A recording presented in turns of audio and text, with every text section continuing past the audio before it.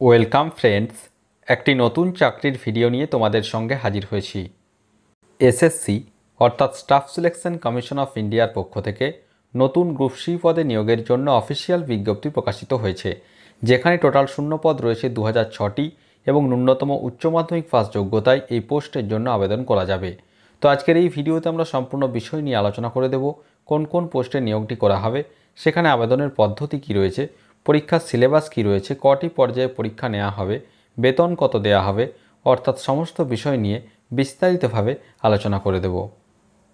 চ্যানেলটিতে নতুন দর্শক হয়ে থাকলে অবশ্যই চ্যানেলটিকে সাবস্ক্রাইব করে পাশে থাকা বেল বাটনটিকে প্রেস করে দাও, যাতে নিত্য নতুন চাকরি সংক্রান্ত আপডেটসগুলো সবার আগে তোমাদের কাছে পৌঁছে যায়। তো এর যে আবেদন প্রক্রিয়া অলরেডি 26শে জুলাই 2024 থেকে শুরু হয়ে গিয়েছে। লাস্ট ডেট আগামী 17ই আগস্ট 2024 পর্যন্ত অনলাইনের মাধ্যমে আবেদন করা যাবে।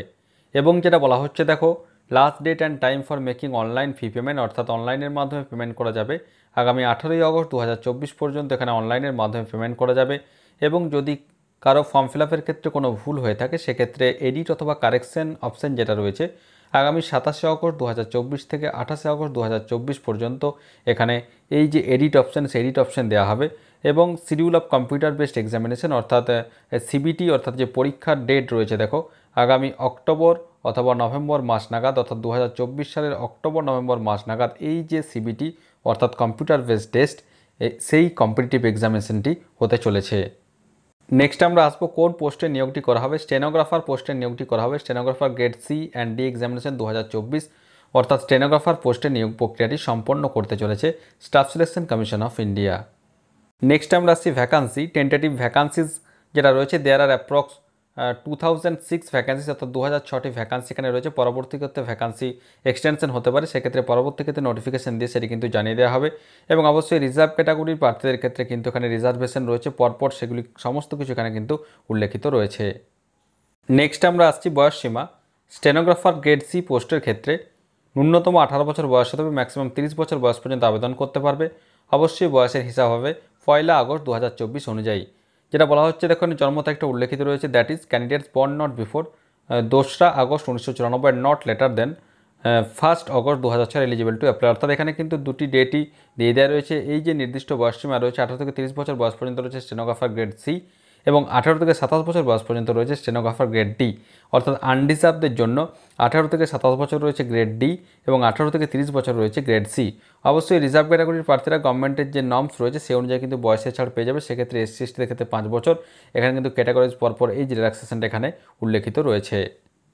এসেনশিয়াল এডুকেশনাল কোয়ালিফিকেশন কি চাওয়া হয়েছে? Candidates must have pass 12th standard or equivalent examination from a recognised board or university as on or before the cut off date, that is 17 August 2024 অনুযায়ী ন্যূনতম উচ্চ মাধ্যমিক পাস হয়ে থাকলে অবশ্যই স্টেনোগ্রাফার গ্রেড সি এবং গ্রেড ডি পোস্টের জন্য এখানে আবেদন করা যাবে। নেক্সট আমরা আসছি অ্যাপ্লিকেশন ফি। এখানে 100 টাকা অ্যাপ্লিকেশন ফি ধার্য করা হয়েছে unreserved OBC A, OBC B প্রার্থীদের জন্য। মহিলা প্রার্থী, এসসি, এসটি, পিডাব্লিউবিডি, এক্স সার্ভিসম্যান প্রার্থীদের ক্ষেত্রে কোনোরকম কোনো অ্যাপ্লিকেশন ফি এখানে ধার্য করা হয়নি। এবং আনরিজার্ভ এবং ওবিসি প্রার্থীদের ক্ষেত্রে যে 100 টাকা অ্যাপ্লিকেশন ফি ধার্য করা হয়েছে, সেটি অবশ্যই কিন্তু অনলাইনের মাধ্যমে পেমেন্ট করা যাবে। Online fee can be paid by candidates up to 18 August 2024 পর্যন্ত এখানে অনলাইনের মাধ্যমে আবেদন করা যাবে, অর্থাৎ ফি পেমেন্ট করা যাবে। নেক্সট আমরা আসছি স্কিম অফ এক্সামিনেশন, অর্থাৎ যে পরীক্ষার পদ্ধতিটা। The details of the computer based examination are mention below. 3টি সেকশন রয়েছে, পার্ট 1, পার্ট 2, পার্ট 3। একটি মাত্র সিবিটি হবে কম্পিউটার বেসড টেস্ট, যেখানে জিআই অর্থাৎ জেনারেল ইন্টেলিজেন্স এবং রিজনিং থাকছে। 50টি প্রশ্ন, 50 নাম্বার থাকছে। টোটাল টাইম রয়েছে 2 ঘন্টা, পরীক্ষার সময়সীমা রয়েছে। জেনারেল অ্যাওয়ারনেস থাকছে 50টি প্রশ্ন, 50 নম্বর। ইংলিশ ল্যাঙ্গুয়েজ অ্যান্ড কম্প্রিহেনশন থাকছে 100টি প্রশ্ন, 100 নাম্বার, অর্থাৎ টোটাল 200 নাম্বারের পরীক্ষা, 2 ঘন্টা টাইম রয়েছে। অবশ্যই প্যারা 7.1 অর্থাৎ বিভিন্ন রিজার্ভ ক্যাটাগরির প্রার্থীদের ক্ষেত্রে, অর্থাৎ যারা পিডাব্লিউবিডি প্রার্থী রয়েছে বিশেষ ক্ষেত্রে, সেক্ষেত্রে 2 ঘন্টা 40 মিনিট টাইম তাদের জন্য দেওয়া হয়েছে। এবং অবশ্যই এমসিকিউ টাইপের পরীক্ষা নেওয়া হবে এবং প্রতিটি ভুল উত্তরের জন্য 0.25 করে মার্কস কিন্তু এখানে কেটে নেওয়া হবে।